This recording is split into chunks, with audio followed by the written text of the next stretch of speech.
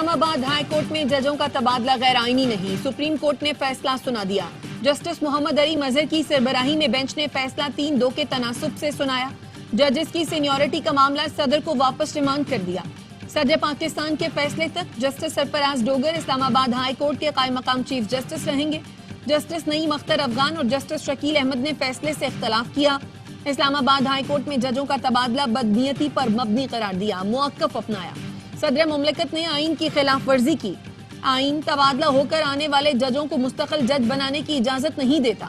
जजेस का तबादला जल्दबाजी में किया गया, वजूहात भी नहीं दी गई।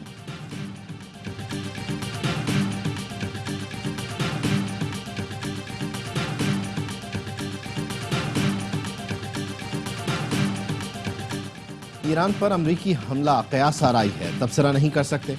IAEA के तहत एटमी तनसीबात पर हमला बैनुल-अक़वामी क़वानीन की खिलाफ वर्जी है। ईरान को UN चार्टर के तहत अपने दिफा का मुकम्मल हक है। तर्जुमान दफ्तर खारजा की ब्रीफिंग, कहा इसराइली जारहियत ईरान की खुद मुख्तारी और इलाकाई सालमियत की खिलाफ वर्जी है। 21 मुस्लिम मुल्कों ने इसराइली जारहियत को मुस्तरद किया। आलमी बिरादरी इसराइल को इंसाफ के कटहरे में लाए। ईरान के एटमी प्रोग्राम पर फौरी बातचीत का रास्ता इख्तियार किया जाए।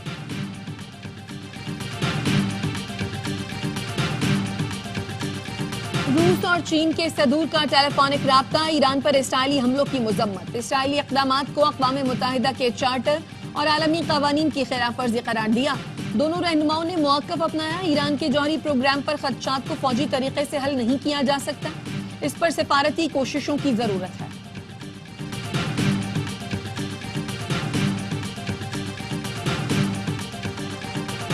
ईरान ने इसराइल पर मिसाइलों की बारिश कर दी। यरूशलेम, तल अवीव, रमात गान समेत दीगर इलाके धमाकों से गूंज उठे। स्टॉक एक्सचेंज की इमारत मलिया में, होलोन शहर में भी तबाही फैल गई। ईरान ने बेरशेबा में इसराइली डिफेंस फोर्सेस के कमांड एंड इंटेलिजेंस हेडक्वार्टर्स को तबाह कर दिया। टेक्नोलॉजी पार्क में आर्मी इंटेलिजेंस कैंप पर भी हमला किया। ईरानी फौज का कहना है इसराइल पर ताज़ा हमलों में सिजील मिसाइलों का इस्तेमाल किया। ईरानी हमलों में 137 इसराइली जख्मी हुए। अमेरिका ने इसराइल में अपने सफारती अमले को महफूज जगह पर पनाह लेने की हिदायत कर दी।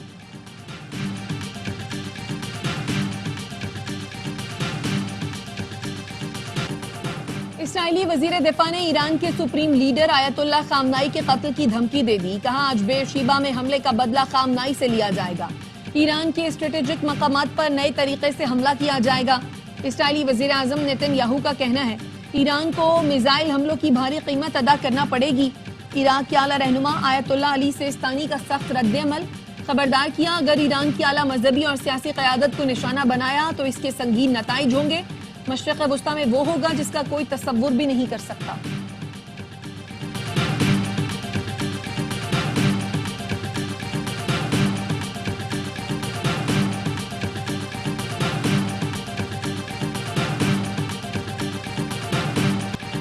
अमेरिकी सदर डोनाल्ड ट्रंप और फील्ड मार्शल आसिम मुनीर की व्हाइट हाउस में अहम मुलाकात। आर्मी चीफ ने पाक भारत जंगबंदी में नतीजा खेज किरदार पर अमेरिकी सदर का शुक्रिया अदा किया।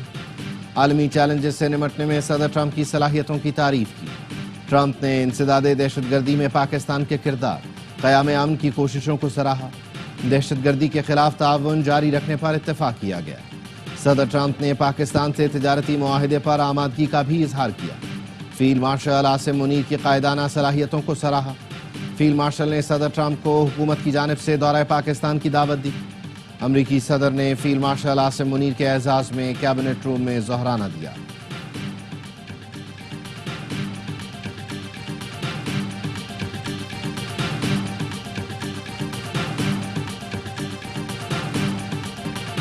अमरीकी सदर ट्रंप ने फील्ड मार्शल आसिम मुनीर से मुलाकात को एजाज करार दे दिया। कहा फील्ड मार्शल आसिम मुनीर को 2 एटमी ताकतों के दरमियान जंग रोकने पर शुक्रिया के लिए मदऊ किया था। शुक्रिया कि वो जंग की तरफ नहीं गए। मुलाकात मेरे लिए एजाज है। पाकिस्तान और भारत दोनों एटमी ताकतें हैं। कशीदगी खत्म होना मुस्बत है। पाकिस्तान और भारत दोनों से तिजारती मुआहदे पर बात हो रही है। फील्ड मार्शल आसिम मुनीर से ईरान के मामले पर भी बात की। वो ईरान को बेहतर तौर पर समझते हैं और मसले से आगाह हैं। मुलाकात 2 घंटे जारी रही।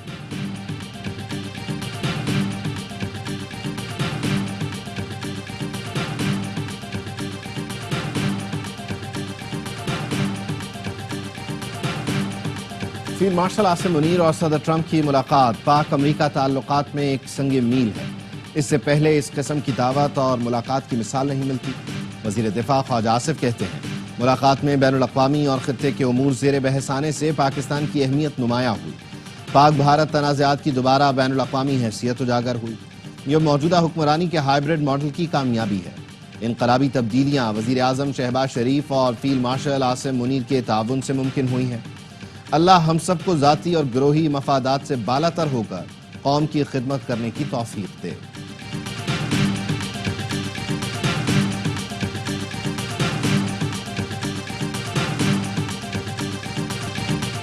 फील्ड मार्शल को शानदार प्रोटोकॉल मिला। इस तरह दुनिया में किसी को मदऊ नहीं किया गया। सेनेटर फैसल वादा कहते हैं, फील्ड मार्शल आसिम मुनीर को कोई डू मोर नहीं कह सकता। हम बैक बेंचेस पर नहीं 1-to-1 आकर बैठे हैं। आर्मी चीफ पाकिस्तान के लिए बहुत सी मुस्बत चीजें लेकर आ रहे हैं। ये बहुत बड़ा मार्का है। फील्ड मार्शल की बदौलत हम दुनिया के टॉप फोरम पर खड़े हो गए। उन्होंने मईशत को उठाया और मोदी को तबाह बर्बाद कर दिया। पूरी कौम फील्ड मार्शल के पीछे खड़ी है।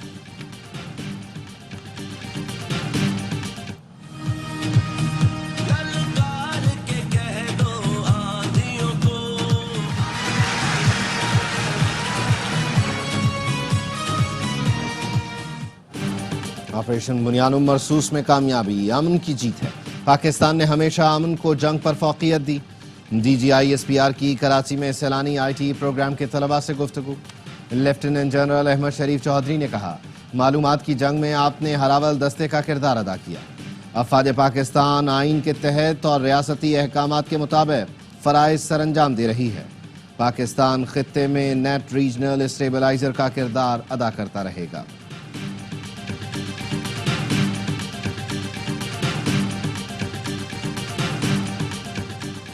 और जुडिशल कमीशन ने सुप्रीम कोर्ट आईनी बेंच की मुद्दत में 30 नवंबर तक तौसी कर दी। फैसला चीफ जस्टिस याहिया अफरीदी की ज़ेर सदारत जुडिशल कमीशन के इजलास में किया गया।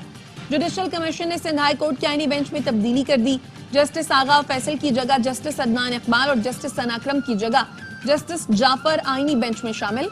तमाम हाई कोर्ट्स के आईनी बेंचेस की मुद्दत में भी 6 माह की तौसी।